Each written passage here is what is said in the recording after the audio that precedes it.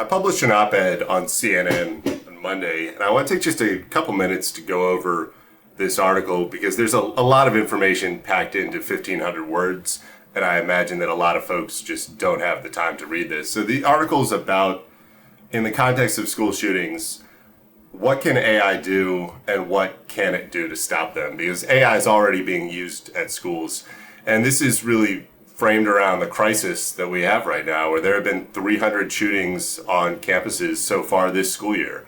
And that's creating intense pressure from parents, teachers, school officials to do something.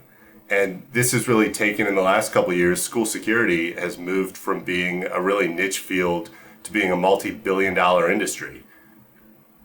And so the way that AI is being used at schools right now is with some metal detectors that have AI technology added to them, classifying objects that are visible on camera, hearing the sound of gunshots, monitoring doors and gates. Like, instead of having a sensor on a door or a gate, if that is visible on camera, an algorithm can show that a door has been propped open, that it's open for a certain period of time, that somebody's coming through a gate during a time when they shouldn't be.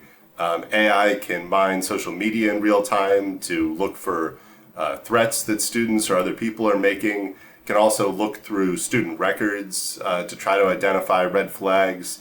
And then facial recognition can be used in reverse, where if a system is loaded with all of the faces of the students, staff, parents, other people that are allowed to be on campus, then the system can flag any intruders that it doesn't recognize. But AI really works best when it has well understood and well defined problems. And part of this is because these algorithms are based on probabilities. So you don't have certainty that this is a recognized person or not a recognized person, that this is a weapon or not a weapon. You're getting a maybe.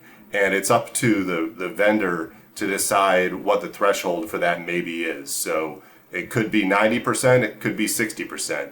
And schools really need to understand what that threshold means, because it's going to directly relate to how many false alarms you're going to have, or how many times that you might want to be detecting something, but the computer puts it below the threshold to actually send an alert. Also need to remember that AI isn't magic. It is only as good as the data that it's being given. So, for example, if you have cameras that are in low light or bright light or rain or snow and fog, if you're getting a really bad quality image, the algorithm doesn't know how to make that image better. This is part of the reason that Teslas continue to crash, because no matter how much power the computer vision program has, if it's in a absolute downpour and the camera can't see anything, there's nothing that algorithm can do to really figure out where you're supposed to be driving.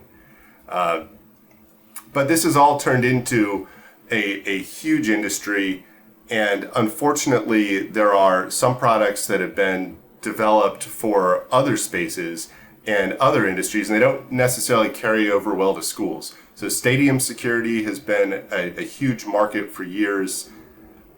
If you design say a screening system for a sports arena, people are only allowed to carry in a couple objects. You can mandate clear backpacks, things like that, and you have a screening system that only needs to look for a couple types of things. In a school, kids have backpacks and binders and pens and tablets and cell phones and water bottles and sports equipment. And so something designed for an arena where people carry a limited number of objects is not going to work well for a school where there are all of these different things that kids need to have every day. So any technology that's going to be successful in school security needs to be purpose-built for schools from the very start. You need to understand the needs of students, the needs of staff, the limitations of the school, the use case, and unless these systems are designed specifically for schools, they're not going to function well inside them. And then ultimately, schools can't be fortresses. This is something we've known from 1,000 years of human history. They stopped building castles in Europe because once you define your defenses, your adversary always knows how to defeat them.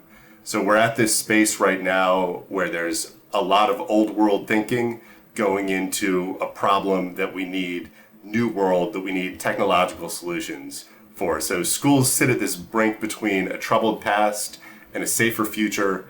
AI can either inhibit or enable how they get there. The choice is ours. Thank you.